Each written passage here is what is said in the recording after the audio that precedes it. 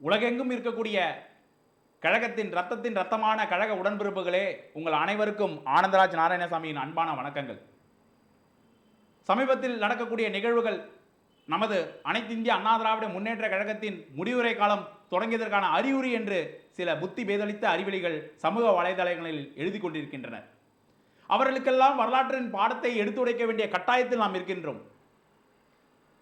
நம் கழகம் உருவானதே பிளவினால்தான்.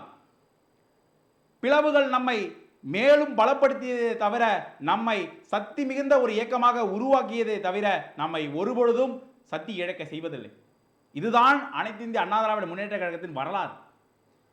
1972 திமுகவில் இருந்து நமது புரட்சி தலைவர் எம்ஜிஆர் அவர்கள் பிரிந்து வந்ததால் தான் இப்படி ஒரு மாபெரும் இயக்கம் உருவாயிற்று. அதனால தான் மக்களுக்கு நலத்திட்ட அரசுகள் உருவாயின. புரட்சித் தலைவர் எம்ஜிஆர் அவர்கள் மறைவுக்கு பின்னர் ஜானகி அம்மையார் அவர்களுடைய அணியும் அம்மா அவர்களுடைய தலைமையிலான அணியும் உருவாக்கும் போது அம்மா அனைத்து தொண்டர்களுடைய ஆதரவு பெற்று ஒரு மாபெரும் இயக்கத்தை கட்டி காப்பாற்றியதால் தான் நமக்கு மாபெரும் திட்டங்கள் கிடைத்தது. அம்மா மறைந்த பிறகு 2016 இந்த கழகம் அழிந்து விட்டது, சாம்பலாகி விட்டது என்று பத்திரிகையில் எழுதும் பொழுது, இதோ சாம்பலில் இருந்து எழுந்து வந்த பீனிக்ஸ் பறவை போல இந்த கழகத்தை கட்டி காப்பாற்றி இன்று ஒரு மாபெரும் இயக்கமாக மக்களிடத்திலே எடுத்து சென்று கொண்டிருக்கின்றாரே புரட்சி தமிழர் எடப்பாடியார் அவர்கள். அவர்கள் சொல்லும் சொல்லே இந்த கழகத்தின் வேத வாக்கு. குள்ளநரிகள் அனைத்தும் இந்த கழகத்தை பயன்படுத்தி கொண்டு தங்களுடைய சுய லாபத்திற்காக தமிழகத்தை சூறையாடலாம் என்று எண்ணும் பொழுது அதை தன்னுடைய சாமர்த்தியத்தால் அவர்களுடைய எண்ணங்களை தவிடுபொடியாக்கி இந்த இயக்கத்தை ஒரு மாபெரும் மக்கள் இயக்கமாக இன்றும் வழி நடத்தி கொண்டிருக்கின்றாரே எடப்பாடியார் அவர்கள். அவரை பார்த்து செங்கோட்டையன் அவர்கள் கேட்கிறார், நான் எதற்காக இதை சொல்கிறேன் என்று சொன்னால் என்று மட்டும் 13 முறை சொல்லி அவர் என்னதான் சொல்ல வருகிறார் என்று புரியவில்லை. ஒன்றிணைந்து செயல்பட வேண்டும், அனைவரையும் ஒன்றிணைக்க போகிறேன் என்று கூறுகிறார். யாரை அவர் ஒன்றிணைக்க போகிறார் என்று பார்த்தால், அனைத்து இந்திய அண்ணா திராவிட முன்னேற்ற கழகத்திற்கு பிரதான எதிரியான திமுகவின் மாப்பிள்ளை சபரிசனை ஐபிஎல் வளாகத்தில் வைத்து தனியாக சந்தித்தாரே ஓபிஎஸ், அவரை இணைக்க சொல்கிறார். நமக்கெல்லாம் கோவிலாக இருக்கக்கூடிய எம்ஜிஆர் மாளிகையை குண்டர்களை வைத்து அடித்து உடைத்த பன்னீர்செல்வத்தை இணைக்க வேண்டும் என்று சொல்கிறார். தனது குடும்பத்திற்காக இந்த கழகத்தை அடமானம் வைக்க பார்த்த சசிகலா குடும்பத்தினரை கழகத்தில் இணைக்க வேண்டும் என்று சொல்கிறார்.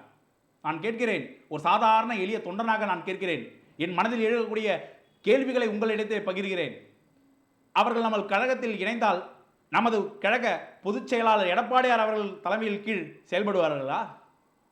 அப்படி செயல்பட்டால் தான் அவர்கள் உண்மையாக இருப்பார்களா? நாளை நம்ம கழகத்தில் நடக்கக்கூடிய விஷயங்களை எதிரிகளுக்கு சொல்ல மாட்டார்களா? நாளை நமது கழகத்தில் ஒரு உட்கட்சி பூசலை பெரிதாக ஏற்படுத்த மாட்டார்களா?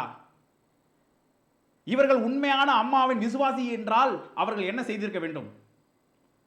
டிடிவி தினகரன் அவர்களுக்கோ சசிகலா அம்மையார் அவர்களுக்கோ பன்னீர்செல்வம் அவர்களோ திமுகவை அல்லவா அவர்கள் சாடி இருக்க வேண்டும். நீங்கள் நன்கு உற்று நோக்கினால், கழக உடன்பிறப்பே, நீங்கள் நன்கு உற்று நோக்கினால் நீங்கள் பார்க்கலாம், அவர்கள் அனைவரும் குறை சொல்வது நமது கழக பொதுச் செயலாளர் எடப்பாடியார் அவர்களை தவிர வேற யாரும் ஒன்றுமில்லை. ஆக இவர்களுக்கு பிரதான எதிரி என்பது நமது கழக பொதுச் செயலாளரை தான் அவர்கள் பார்க்கிறார்களே தவிர திமுகவை அல்ல. ஆனால் நமது கழக பொதுச் செயலாளர் எடப்பாடியார் அவர்களோ ஒரு பக்கம் இந்த உட்கட்சியில் இருக்கக்கூடிய இந்த சலசலப்புகளை ஒரு பக்கம் கையாண்டு அதிமுகவின் பிரதான எதிரியான திமுகவை அரசின் குறைகளை மக்களிடையே எடுத்து கூறி மக்களுடைய குறைகளை நேரில் சென்று தேர்தலுக்கு 8 மாதங்கள் முன்பாகவே மக்களை நேரடியாக சென்று மக்களுடைய குறைகளை கேட்டறிந்து தேர்தல் வாக்குறுதிகளை கொடுக்கிறாரே, இதையெல்லாம் பார்க்கும்பொழுது இந்த மக்களுக்கான இயக்கமான இந்த அனைத்து இந்திய அண்ணா திராவிட முன்னேற்ற கழகத்தை அவரை விட சிறந்ததாக யார் வழி நடத்துவார் என்ற எண்ணம் நமக்கு எழுகிறது அல்லவா?